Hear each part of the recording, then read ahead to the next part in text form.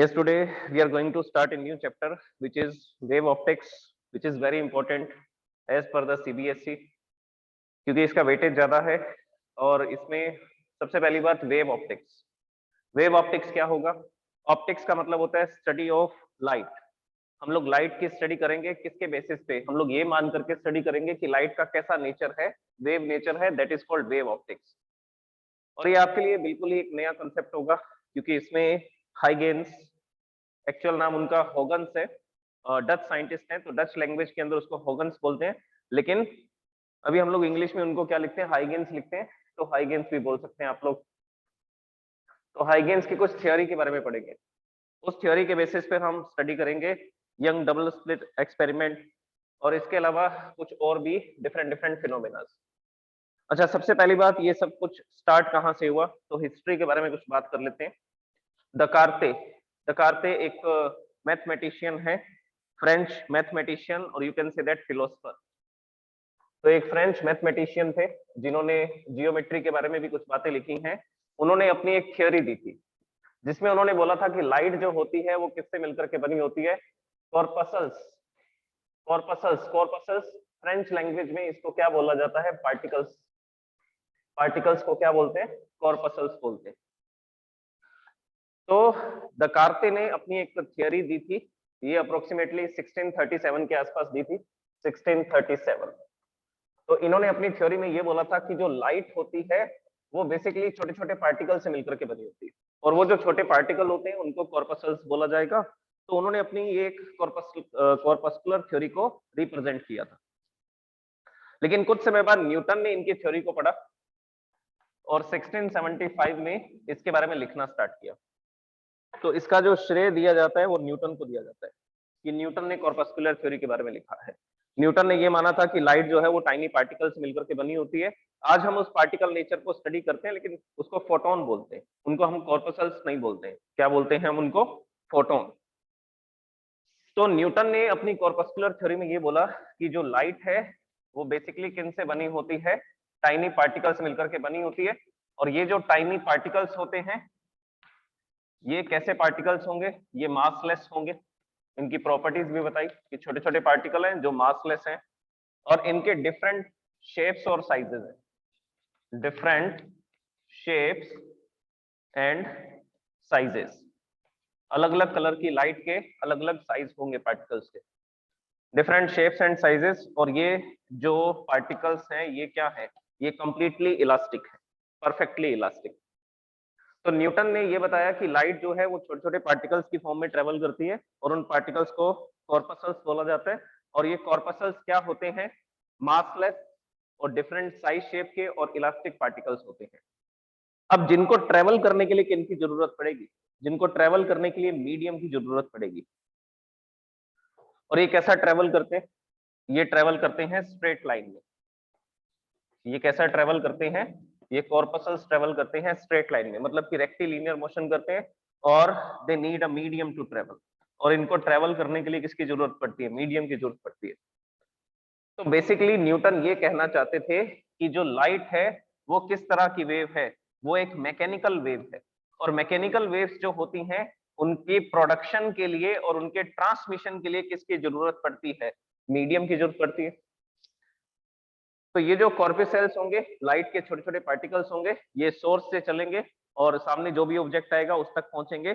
और ये जो पार्टिकल्स हैं ये ऐसा बिहेव करेंगे कि जैसे डिफरेंट डिफरेंट शेप साइज के हैं, इलास्टिक पार्टिकल्स हैं, और इनको ट्रेवल करने के लिए मीडियम की जरूरत पड़ती है। और ये पार्टिकल कैसा ट्रेवल करते हैं? तो आंसर है स्ट्रेट लाइन में ट्रेवल करते हैं। जैसे कि हमारे पास ये सोर्स है, ये सोर्स सब डायरेक्शंस के अंदर, इन ऑल डायरेक्शंस, ये क्या करेगा? रेडिएट करेगा छोटे छोटे पार्टिकल्स को। और ये पार्टिकल्स क्या हो सकते हैं? अलग अलग डिफरेंट डिफरेंट शेप्स और साइजेस के हो सकते हैं। डिफरेंट डिफरेंट कलर्स की जो लाइट है वो डिफरेंट डिफरेंट शेप साइज के पार्टिकल्स हैं, उनका मानना ये था। लेकिन इसमें इन्होंने एक थोड़ी डिफरेंट चीज, डिफरेंट भी बताया। एक चीज और बताई इन्होंने। सबसे पहला तो ये मैकेनिकल वेव होती है लाइट, जो पार्टिकल हैं वो मैकेनिकल वेव्स हैं जो मीडियम में ट्रेवल करेंगे। दूसरा, स्ट्रेट लाइन में ट्रेवल करेंगे ये पार्टिकल। तीसरा, थर्ड, इसमें इन्होंने ये बताया कि ये जो कॉर्पसल्स होते हैं इनकी क्या होती हैं? डिफरेंट स्पीड्स होती हैं, different speeds in different media, different speeds in different media, अलग अलग मीडियम में अलग अलग स्पीड होती है इनकी। अच्छा, इन्होंने एक बात और लिखी कि जो डेंसर मीडियम होगा उसमें लाइट की स्पीड ज्यादा होगी और रेयरर मीडियम में लाइट की स्पीड कम होगी। जैसे कि एक एग्जांपल ले लेते हैं, इन्होंने बोला कि ग्लास के अंदर लाइट की स्पीड ज्यादा होगी और एयर के अंदर लाइट की स्पीड क्या होगी, लाइट की स्पीड कम होगी। लेकिन ये तो गलत है। अभी हम लोग जानते हैं कि लाइट रेयरर मीडियम में फास्ट ट्रेवल करती है और डेंसर मीडियम में स्लो ट्रेवल करती है।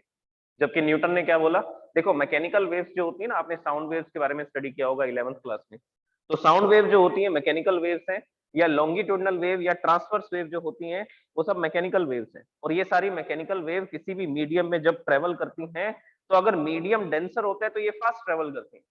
जैसे मैं आपको एक एग्जांपल बताता हूँ। एग्जांपल ये है कि हमारे पास दो मीडियम है, एक एयर है, यहाँ पर ये पार्टिकल्स हैं, और दूसरा जो है हमने जो मीडियम लिया वो लिया एल्यूमिनियम। तो ये एक एल्यूमिनियम की पाइप है मेरे पास, ये दो मीडियम है। अब हमने इसमें भी साउंड वेव प्रोड्यूस की, इसमें भी साउंड वेव प्रोड्यूस की। एयर के अंदर वो साउंड वेव चलती है 346 मीटर पर सेकेंड, रेयरर मीडियम है, धीरे चलेगी। डेंसर मीडियम में ये जो साउंड वेव है ये ट्रेवल करती है 6420 मीटर पर सेकेंड, 6420 मीटर पर सेकेंड, मतलब 6000 मीटर पर सेकेंड की स्पीड से चलती है, और इसमें 346 मीटर पर सेकेंड की स्पीड से चलती है। तो जो मैकेनिकल वेव्स होती हैं वो डेंसर मीडियम में फास्ट चलती है, क्योंकि पार्टिकल क्लोजली स्पेस्ड होते हैं, और क्लोजली स्पेस्ड होने से क्या होता है, जो एनर्जी है वो एक पार्टिकल से दूसरे पार्टिकल में जल्दी चली जाती है। तो ये ट्रांसमिशन का जो तरीका है ये हम लोग स्टडी कर चुके हैं 11th क्लास में, हीट चैप्टर के अंदर। इसके अलावा वाइब्रेशंस के अंदर, ऑसिलेशन के अंदर, वेव्स के अंदर हमने इसको डिस्कस किया था। तो बेसिकली ये सब कहानी के बेस पर न्यूटन ने ये बोला ना, छोटे पार्टिकल्स हैं और पार्टिकल जो हैं वो मैकेनिकल वेव्स प्रोड्यूस कर सकते हैं, उनको ट्रेवल करने के लिए मीडियम की जरूरत पड़ेगी, स्ट्रेट लाइन में ट्रेवल करेंगे, डिफरेंट स्पीड होंगी डिफरेंट मीडिया में, और डिस्क्रिप्शन दिया उल्टा, डेंसर मीडियम में फास्ट चलेगी लाइट और रेयरर मीडियम में लाइट स्लो चलेगी। तो ये सब है न्यूटन्स कॉर्पस्कुलर थ्योरी के बारे में। अब न्यूटन ने ये थ्योरी तो दे दी और इसके बेसिस पर कुछ फिनोमेना को एक्सप्लेन किया। अब वो कौन कौन से फिनोमेना थे उनके बारे में बात करते हैं। ये जो फिनोमेना थे जो न्यूटन्स कॉर्पस्कुलर थ्योरी से एक्सप्लेन किए गए, उसमें सबसे पहला है कि जो लाइट है वो रेक्टिलिनियर मोशन करती है, रेक्टिलिनियर मोशन। पार्टिकल्स हैं स्ट्रेट लाइन में चलते हैं और इलास्टिक कोलिजन्स करते हैं, इलास्टिक पार्टिकल्स हैं तो इलास्टिक कोलिजन करेंगे ये। तो बेसिकली न्यूटन ने ये सारा फिनोमेना किसके बेसिस पे एक्सप्लेन कर रखा है, न्यूटन ने ये सारा फिनोमेना अपनी मैकेनिक्स के बेस पे प्रूफ कर रखा है, जिसमें न्यूटन ने लिखा था कि लॉज ऑफ मोशन होती हैं, इक्वेशंस ऑफ मोशन होती हैं, इलास्टिक कोलिजन होता है, इन इलास्टिक कोलिजन होता है। तो कोलिजन्स के बारे में जो एक्सप्लेनेशन थी वो पार्टिकल्स के लिए थी। तो अगर इन्होंने बोला कि लाइट भी पार्टिकल है तो वही अपनी मैकेनिक्स की थ्योरी लाइट के ऊपर अप्लाई कर दी, और इसके बेसिस पे इन्होंने किसको एक्सप्लेन किया, इसके बेसिस पे इन्होंने रिफ्लेक्शन को एक्सप्लेन किया। इसके अलावा इन्होंने रिफ्रैक्शन को भी बताया, हम लोग स्नेल्स लॉ पढ़ते हैं, तो बेसिकली ये न्यूटन ने एक्सप्लेन किए हैं ये सारे, रिफ्लेक्शन रिफ्रैक्शन। रिफ्लेक्शन में हम लोग क्या देखते हैं कि जो सरफेस है वो ओपेक सरफेस होना चाहिए, और लाइट ऐसा आएगी, ये पॉलिश सरफेस होगा, लाइट ऐसा आएगी, इस सरफेस को स्ट्राइक करेगी, दूसरी तरफ मुड़ जाएगी।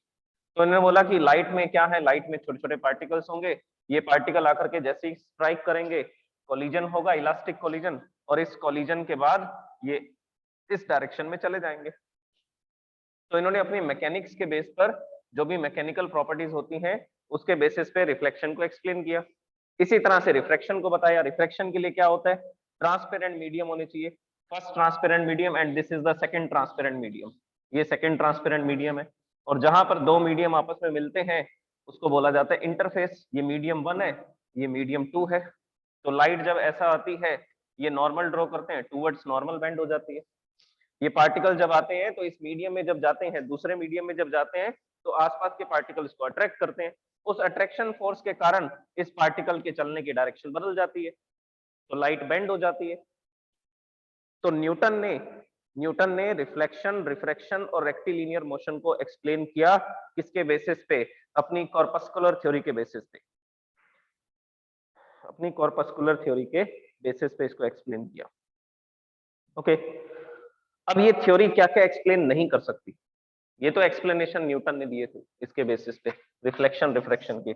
इसके अलावा इन्होंने प्रिज्म को भी स्टडी किया था, ग्लास प्रिज्म, कि उसमें एंगल ऑफ डेविएशन क्या होगा, लाइट कितना बेंड होगी, जो व्हाइट लाइट है वो 7 कलर में स्प्लिट अप क्यों होती है, या 7 कलर से मिलकर के व्हाइट लाइट क्यों बनती है। तो सारे एक्सप्लेनेशन ये न्यूटन के। ओके, अब ये जो कॉर्पस्कुलर थ्योरी है ये क्या एक्सप्लेन नहीं करती, उसके बारे में डिस्कस करते हैं। कॉर्पस्कुलर थ्योरी से कुछ एक्सपेरिमेंट एक्सप्लेन नहीं किए जा सकते। कौन सा एक्सपेरिमेंट? सबसे पहला है इंटरफेरेंस ऑफ लाइट। तो ये कॉर्पस्कुलर थ्योरी या लाइट रे, रे ऑप्टिक्स की जो थ्योरी है उसको हम लोग किस पे अप्लाई नहीं कर सकते? किससे? कि जिससे हम इंटरफेरेंस ऑफ लाइट को समझा सकें। लाइट का इंटरफेरेंस, इंटरफेरेंस में क्या होता है कि लाइट जो है वो इस तरह से डार्क ब्राइट फ्रिंजेस बनाती है। तो ये ब्राइट फ्रिंज है, फिर डार्क फ्रिंज, फिर ब्राइट फ्रिंज, फिर डार्क फ्रिंज, फिर ब्राइट फ्रिंज, फिर डार्क फ्रिंज, इस तरह से एक पैटर्न मिलता है। ये इंटरफेरेंस का रिजल्ट है। दो अलग अलग हम लोग सोर्स लेते हैं जिनको कोहेरेंट सोर्सेस बोला जाता है। उन सोर्सेस के थ्रू जब हम लोग दो वेव्स को इंटरफेयर करवाते हैं तो उस समय पर एक ऐसा पैटर्न दिखाई देता है स्क्रीन के ऊपर। तो ये जो है, ये इंटरफेरेंस ऑफ लाइट जो है, इसको एक्सप्लेन किया जा सकता है वेव नेचर से। क्योंकि जो दो वेव्स होती हैं वो एक दूसरे को क्या करती हैं? सुपर इम्पोज करके दो तरह के फिनोमेना दिखाती है, कंस्ट्रक्टिव इंटरफेरेंस और डिस्ट्रक्टिव इंटरफेरेंस। अगर एक वेव के क्रस्ट पे क्रस्ट आ रहा है, ट्रफ पे ट्रफ आ रहा है, तो मतलब कंस्ट्रक्टिव इंटरफेरेंस है। दूसरा होता है डिस्ट्रक्टिव इंटरफेरेंस। तो वेव्स का एम्पलीट्यूड का इंक्रीज हो जाना, इंटेंसिटी का बढ़ जाना और इंटेंसिटी का कम हो जाना, that is called interference of waves. तो इस फिनोमेना को कॉर्पस्कुलर थ्योरी से, लाइट रे की थ्योरी से एक्सप्लेन नहीं किया जा सकता। दूसरा इसके अंदर एक फिनोमेना आता है डिफ्रैक्शन। डिफ्रैक्शन को भी एक्सप्लेन नहीं किया जा सकता। डिफ्रैक्शन में शेडोज के बारे में हम लोग स्टडी करते हैं जनरली। शेडोज जिसमें हम देखते हैं कि हमने यहाँ पे एक सोर्स रखा, सोर्स से लाइट सब डायरेक्शन में जा रही है और हमने इसके सामने एक ओपेक ऑब्जेक्ट रख दिया, ओपेक ऑब्जेक्ट रखा और पीछे स्क्रीन लगा दी। तो हम देखते हैं कि इसकी जो शेडो थी वो एग्जैक्टली ऐसी बननी चाहिए, मतलब इस जगह पे लाइट नहीं पहुंचेगी, लेकिन हम देखते हैं कि इसकी जो शेडो होती है वो थोड़ी छोटी बनती है। तो ये सब जो फिनोमेना है ये डिफ्रैक्शन के अंदर एक्सप्लेन किए जाते हैं।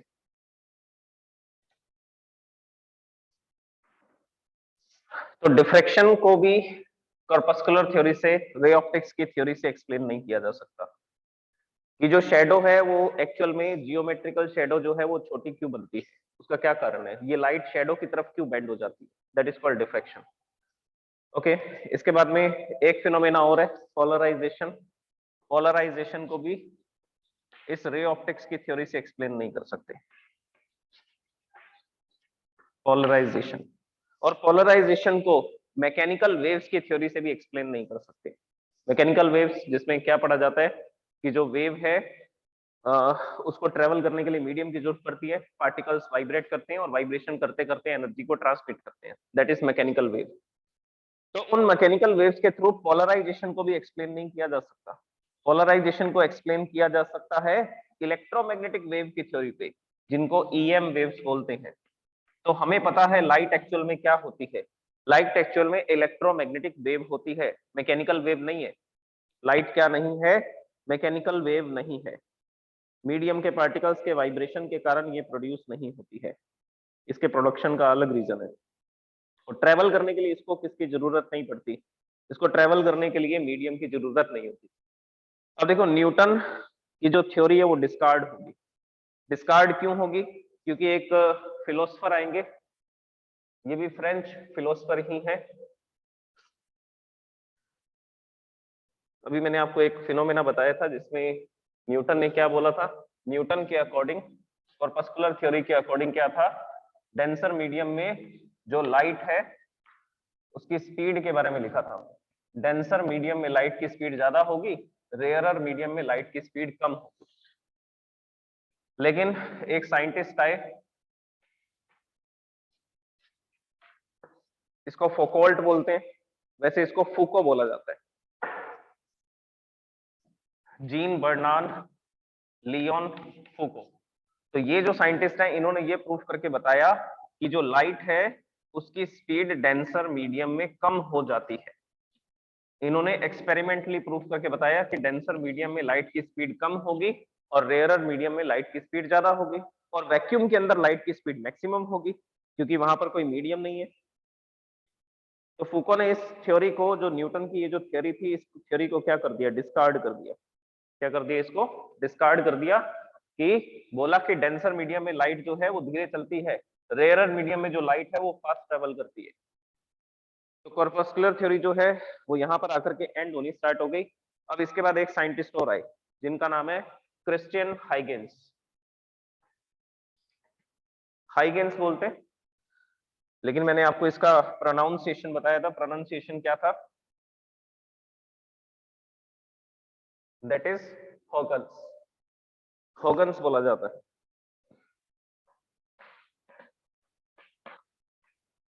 सो क्रिश्चियन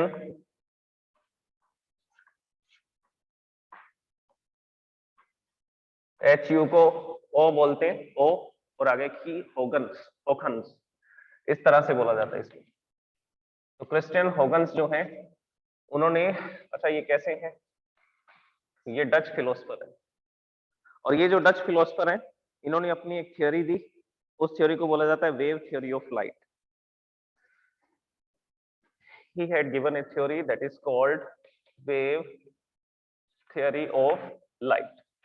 अब इसके बारे में डिस्कस करते हैं, फिर हम लोग इसकी थ्योरी के बेसिस पर, इनकी थ्योरी के बेसिस पर फिर हम लोग डिस्क्राइब करेंगे रिफ्लेक्शन और रिफ्रैक्शन, जो आप रे ऑप्टिक्स में ऑलरेडी स्टडी कर चुके हैं। तो उसमें जो आपने डायग्राम्स बनाए थे वो आपने बनाए थे लाइट रेस की हेल्प से। अब हम इसमें जो डायग्राम बनाएंगे उसमें भी लाइट रे तो दिखाएंगे, लेकिन उसमें एक नया कंसेप्ट आएगा जिसको हम लोग वेव फ्रंट बोलेंगे। तो वेव फ्रंट की हेल्प से अब डायग्राम बनेंगे। इस चैप्टर के अंदर मैक्सिमम जो भी डायग्राम्स बनते हैं वो वेव फ्रंट की हेल्प से बनाए जाते हैं। Next is wave theory of light. और ये जो वेव थ्योरी ऑफ लाइट है ये किसने दी? ये क्रिश्चियन होगन्स ने दी, और इन्होंने ये बताया कि जो लाइट है वो एक मैकेनिकल वेव है। जो लाइट है वो एक मैकेनिकल वेव है, और ये 1678 के आसपास दी थी इन्होंने ये थ्योरी। न्यूटन ने 1675 के आसपास दी है, इन्होंने 1678 के आसपास दी है। तो मतलब दोनों ही लाइट के बारे में लिख रहे थे, लेकिन उस समय पे न्यूटन का जो इंप्रेशन था वो ज्यादा था लोगों पर, तो लोग न्यूटन की थ्योरी को सही मानते थे। अब इन्होंने भी एकदम सही थ्योरी नहीं दी थी, कुछ प्रॉब्लम्स थी उस थ्योरी में। सबसे पहली प्रॉब्लम ये थी कि इन्होंने बोला कि लाइट क्या है। इन्होंने बोला लाइट एक मैकेनिकल वेव है। लाइट कैसी वेव है? लाइट एक मैकेनिकल वेव है। और किस तरह की मैकेनिकल वेव है? तो आंसर है ट्रांसवर्स वेव है। किस तरह की मैकेनिकल वेव है? Transverse wave. ट्रांसवर्स वेव क्या होती है? जिसमें मीडियम के पार्टिकल ऐसा वाइब्रेट करते हैं और वेव आगे की डायरेक्शन में चलती है। So this is the direction of propagation of wave, and this is the direction of vibration of particles of the medium. So the wave in which particles of the medium and the direction of wave propagation are perpendicular to each other. जिसमें particle के vibration ऐसे हो रहे हैं और wave इस direction में आगे जा रही है, तो दोनों एक दूसरे के क्या है? परपेंडिकुलर है। तो ऐसी वेव को बोलते हैं ट्रांसवर्स वेव। तो इन्होंने बोला कि लाइट एक मैकेनिकल वेव है और ट्रांसवर्स वेव है, और है भी ट्रांसवर्स है लेकिन मैकेनिकल नहीं है, इलेक्ट्रोमैग्नेटिक वेव है। मैकेनिकल नहीं है, इलेक्ट्रोमैग्नेटिक वेव है। और ये जो ट्रांसवर्स वेव है ये किसी मीडियम में ही प्रोड्यूस हो सकती है। तो जब इनसे पूछा गया कि सन से अर्थ तक तो कोई मीडियम ही नहीं है, तो यहाँ पर हमारे पास ये सन है और ये अर्थ है, तो सन से अर्थ तक लाइट आती है, और ये लाइट तो बिना मीडियम के आ रही है क्योंकि यहाँ पर तो क्या है, यहाँ पर तो वैक्यूम है। तो बिना मीडियम के सन से अर्थ तक लाइट कैसे आ सकती है? तो इन्होंने फिर एक नया ही कंसेप्ट दे दिया। इन्होंने बोला कि सब जगह पर, मतलब अर्थ से जैसे ही बाहर निकलेंगे सन की तरफ जाएंगे तो रास्ते में आपको एक मीडियम मिलेगा जिसको बोला जाता है ल्यूमिनीफेरस ईथर। ल्यूमिनीफेरस ईथर, ल्यूमिनीफेरस का मतलब है कि ऐसा मीडियम जो लाइट को प्रोड्यूस कर सकता है। उसके पार्टिकल किसको प्रोड्यूस कर सकते हैं? लाइट को प्रोड्यूस कर सकते हैं। तो एक मीडियम का इमेजिनेशन किया गया, हाइपोथेटिकल मीडियम है, ऐसा मीडियम एग्जिस्ट करता है या नहीं करता ये नहीं पता हमें, लेकिन हाइपोथेटिकल है। तो इन्होंने बोला कि शायद सन और अर्थ के बीच में एक मीडियम एग्जिस्ट करता है। और वो मीडियम है ल्यूमिनिफेरस ईथर। और ये जो मीडियम होता है, इसके जो पार्टिकल्स होंगे, ये जो मीडियम होगा ये कंप्लीटली इलास्टिक होगा। दूसरा, इसमें जो पार्टिकल्स होंगे, ये जो मीडियम होगा वो कंप्लीटली मासलेस होगा, इलास्टिक होगा, मासलेस होगा। इसके अलावा इसकी डेंसिटी कैसी होगी? Low density. इसकी डेंसिटी कैसी होगी? Low density.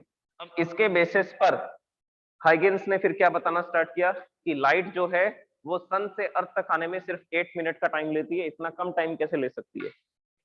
तो उन्होंने बोला कि इसमें स्पीड बहुत ज्यादा होगी। कितनी ज्यादा होगी स्पीड? तो वो स्पीड हम लोग कैसे कैलकुलेट कर सकते हैं? वो स्पीड कैलकुलेट करने का फॉर्मूला होता है velocity is equal to elasticity of the medium divide by density of the medium, divide by density of the medium. तो ये जो मीडियम होगा वो हाईली इलास्टिक होगा। हाईली इलास्टिक मीडियम कौन से होते हैं? तो आंसर है सॉलिड। अभी मैंने आपको एक एग्जांपल दिया था, एयर में जो साउंड है वो 346 मीटर पर सेकंड से ट्रेवल करती है, लेकिन वही साउंड वेव एल्यूमिनियम में कितनी स्पीड से ट्रेवल करती है? अप्रोक्सीमेटली 6500 मीटर पर सेकंड। तो कौन से मीडियम में स्पीड ज्यादा होगी? जिसकी इलास्टिसिटी ज्यादा होगी। इलास्टिसिटी कौन से मीडियम की ज्यादा होती है? सॉलिड की। तो इन्होंने बोला कि ये जो ल्यूमिनिफेरस ईथर है ये एक सॉलिड मीडियम है। तो सन और अर्थ के बीच में वैक्यूम नहीं है। इन्होंने बोला कि ऐसा मीडियम है जो मीडियम हमें दिखाई नहीं देता, ल्यूमिनिफेरस ईथर, जिस मीडियम को हम क्या नहीं कर सकते? सेंस नहीं कर सकते। हमारी बॉडी में ऐसा कोई सेंस ऑर्गन नहीं है जो इस मीडियम को देख सके, सुन सके या एनर्जी को सेंस कर सके। ओके, तो हाइपोथेटिकल है कंप्लीटली, दिखता ही नहीं है तो कैसे बताएंगे? सेंस ही नहीं कर सकते तो ये हाईली इलास्टिक मीडियम है, सॉलिड मीडियम है, मासलेस है, लो डेंसिटी है, डेंसिटी बहुत कम है। अब ऐसा क्यों बोला इन्होंने? ऐसा इसलिए बोला कि लाइट की स्पीड इस मीडियम में काफी ज्यादा है। इलास्टिसिटी अगर ग्रेटर है तो वेलोसिटी बढ़ जाएगी, और अगर डेंसिटी बहुत कम है, low density, highly elastic and low density, density बहुत कम है तब भी वेलोसिटी ज्यादा होगी।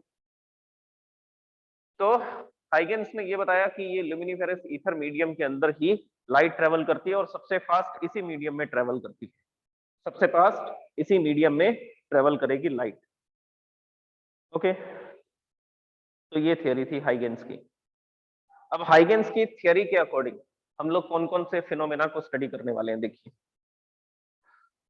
इनकी थियरी के अकॉर्डिंग हम लोग स्टडी करेंगे कुछ फिनोमेना को।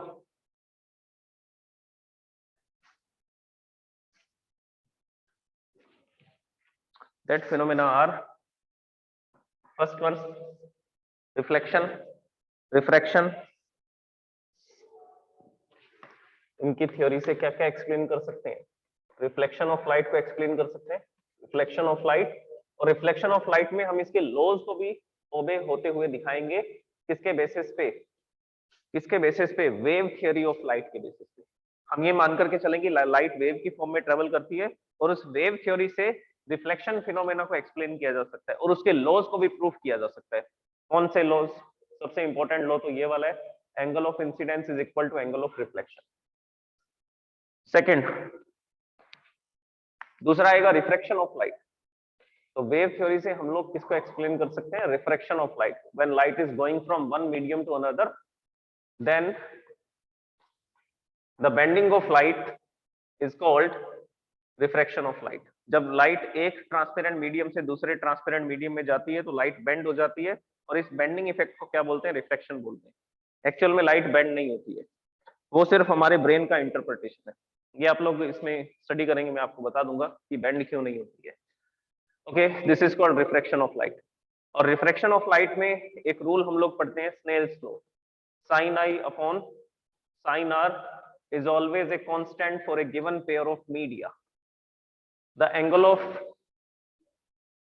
the sine of angle of incidence to the sine of angle of refraction is always a constant. इसका जो रेशियो है वो हमेशा कांस्टेंट रहता है। इसको भी हम लोग वेव थ्योरी से प्रूफ कर सकते हैं। नेक्स्ट आएगा इंटरफेरेंस, फिर आएगा डिफ्रैक्शन। नेक्स्ट जो फिनोमेना हम लोग एक्सप्लेन करेंगे वेव थ्योरी से, that is interference of light. Next phenomena diffraction. Interference का मैंने आपको थोड़ा सा इंट्रोडक्शन दिया था कि लाइट वेव्स के थ्रू फ्रिंजेस बनती हैं, डार्क और ब्राइट फ्रिंजेस। डिफ्रैक्शन, डिफ्रैक्शन में क्या होता है कि हम लोग शेडोज के बारे में डिस्कस कर सकते हैं कि जैसे हम लोग किसी ऑब्जेक्ट की शेडो देखते हैं तो वो क्लियर कट शेडो नहीं होती है, आपको एकदम क्लियर कट बाउंड्री नहीं दिखती है, वो डिफ्रैक्शन के कारण होगा, लाइट इंटरफेयर करेगी। नेक्स्ट नेक्स्ट इसमें आएगा पोलराइजेशन। तो इस वेव थ्योरी से हम लोग रिफ्लेक्शन को, रिफ्रैक्शन को, इंटरफेरेंस को, डिफ्रैक्शन को एक्सप्लेन कर सकते हैं, लेकिन पोलराइजेशन को नहीं कर सकते। वेव थ्योरी से पोलराइजेशन एक्सप्लेन नहीं किया जा सकता। पोलराइजेशन कौन सी थ्योरी से एक्सप्लेन होगा? जिसमें हम लोग क्या मानेंगे, लाइट कैसी वेव है? लाइट इलेक्ट्रोमैग्नेटिक वेव है। लाइट कैसी वेव है? इलेक्ट्रोमैग्नेटिक वेव है। और इलेक्ट्रोमैग्नेटिक वेव भी क्या होती है? इलेक्ट्रोमैग्नेटिक वेव भी ट्रांसवर्स वेव है, क्योंकि उसमें इलेक्ट्रिक फील्ड और मैग्नेटिक फील्ड के जो चेंजेस हैं वो परपेंडिकुलर होते हैं वेव प्रोपेगेशन के। और ये जो वेव है, ये आपने स्टडी भी की होगी कि इलेक्ट्रोमैग्नेटिक वेव क्या होती है, चैप्टर का डिस्कशन किया गया था, जिसमें ये बताया गया था कि ये एक्स डायरेक्शन है, ये वाई डायरेक्शन है, and this is the Z axis. इसमें यहां पर मान लीजिए मैंने इलेक्ट्रिक फील्ड के वाइब्रेशंस को दिखाया, so these are the vibrations of electric field. तो इस तरह से electric field plus E minus E plus E minus E change हो रहा है। और आपने क्या पढ़ रखा है, इलेक्ट्रिक फील्ड के चेंज होने से क्या प्रोड्यूस होता है? मैग्नेटिक फील्ड प्रोड्यूस होता है। तो यहाँ पर क्या चेंज हो रहा है? यहाँ पर इलेक्ट्रिक फील्ड चेंज हो रहा है, और इलेक्ट्रिक फील्ड के चेंज होने से मैग्नेटिक फील्ड प्रोड्यूस होता है। तो मैग्नेटिक फील्ड जो है वो इसके 90 डिग्री परपेंडिकुलरली प्रोड्यूस होता है, ऐसा, लाइक दिस। तो ये जो इलेक्ट्रिक और मैग्नेटिक फील्ड के चेंजेस हैं, ये एक दूसरे के परपेंडिकुलर होते हैं, दे आर म्यूचुअली परपेंडिकुलर। तो इस एक्सिस पे इलेक्ट्रिक फील्ड दिखा रखा है, इस एक्सिस पे हमने मैग्नेटिक फील्ड दिखा रखा है। तो ये दोनों एक दूसरे के परपेंडिकुलर होते हैं, और ये दोनों डिस्टरबेंस, इलेक्ट्रिक फील्ड और मैग्नेटिक फील्ड के डिस्टरबेंस एक डायरेक्शन में आगे बढ़ते हैं। तो आप देख लीजिए, मैग्नेट, ये प्रोपेगेशन की डायरेक्शन एक्स डायरेक्शन है, और इलेक्ट्रिक फील्ड जो है वो वाई डायरेक्शन में, वाई एक्सिस पे ऑसिलेट कर रहा है, और जो मैग्नेटिक फील्ड है वो जेड एक्सिस पे ऑसिलेट कर रहा है।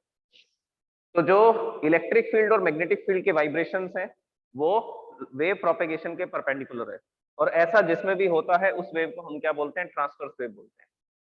तो क्रिश्चियन हाइगेंस ने एक बात बिल्कुल सही बोली थी कि ये ट्रांसवर्स वेव है, बस, मैकेनिकल वेव नहीं होती है, इसको ट्रेवल करने के लिए मीडियम की जरूरत भी नहीं है, और ये कोई पार्टिकल से नहीं बनी हुई है। ये हम लोग किस में स्टडी करते हैं? ये हम लोग इलेक्ट्रोमैग्नेटिक वेव में स्टडी करते हैं। इसके अलावा मैंने आपको फोटोन थ्योरी बता दी है। ड्यूल नेचर ऑफ लाइट में हमने बहुत अच्छी तरह से डिस्कस किया था फोटो इलेक्ट्रिक इफेक्ट को, और इस फोटो इलेक्ट्रिक इफेक्ट को कैसे एक्सप्लेन किया जा सकता है? वेव नेचर से? आंसर है नो। उस फोटो इलेक्ट्रिक इफेक्ट को एक्सप्लेन किया जा सकता है फोटोन थ्योरी से, और वो फोटोन थ्योरी को किसने एक्सप्लेन किया? आइंस्टाइन। फोटो इलेक्ट्रिक इफेक्ट को फोटोन थ्योरी से एक्सप्लेन किया आइंस्टाइन ने, और आइंस्टाइन ने फिर एक इक्वेशन भी दी थी, फोटो इलेक्ट्रिक इक्वेशन। और वो जो फोटो इलेक्ट्रिक इक्वेशन थी, वही इक्वेशन के बेसिस पर तो हम लोग क्या करते हैं? सारे के सारे न्यूमेरिकल्स को सॉल्व करते हैं। एनसीईआरटी एक्सरसाइज में सबसे इंपॉर्टेंट यही फॉर्मूला था, बार बार यही फॉर्मूला काम में आ रहा था। This is the formula, this is photo electric equation. और ये सारी इक्वेशन किसके बेसिस पे लिखी गई है? कि लाइट जो है वो पार्टिकल्स की फॉर्म में ट्रेवल करती है, एनर्जी पार्टिकल्स की फॉर्म में, जिनको फोटोन बोला जाता है। तो वो मैकेनिकल वेव नहीं है, वो एनर्जी पार्टिकल्स है, और उसको ट्रेवल करने के लिए मीडियम की जरूरत नहीं है। एनीवेज, वो फोटोन थ्योरी हम डिस्कस कर चुके हैं। रे ऑप्टिक्स आप पढ़ चुके हैं, न्यूटन की थ्योरी कि लाइट रे की फॉर्म में ट्रेवल करती है। अब हमें क्रिश्चियन हाइगेंस की थ्योरी को स्टडी करना है। हाइगेंस बोलिए या इसको हॉगन्स बोलते हैं, Huygens, Christian Huygens. So this is about the wave theory of light. अब हम लोग नेक्स्ट लेक्चर में स्टडी करेंगे क्रिश्चियन हॉगन्स की थ्योरी को। इन्होंने क्या थ्योरी रिप्रेजेंट की जिसके बेसिस पर हम इन फेनोमेनस को एक्सप्लेन कर सकते हैं? तो सबसे पहले हमें वो थ्योरी सीखनी पड़ेगी, सबसे पहले हमें वो मेथड सीखना पड़ेगा कि जिससे वो लाइट ट्रेवल करती है, एक प्लेस से दूसरे प्लेस तक पहुंचती है, जिनको वेव फ्रंट बोला जाता है। तो वेव फ्रंट की थ्योरी को हम लोग कल डिस्कस करते हैं नेक्स्ट लेक्चर में।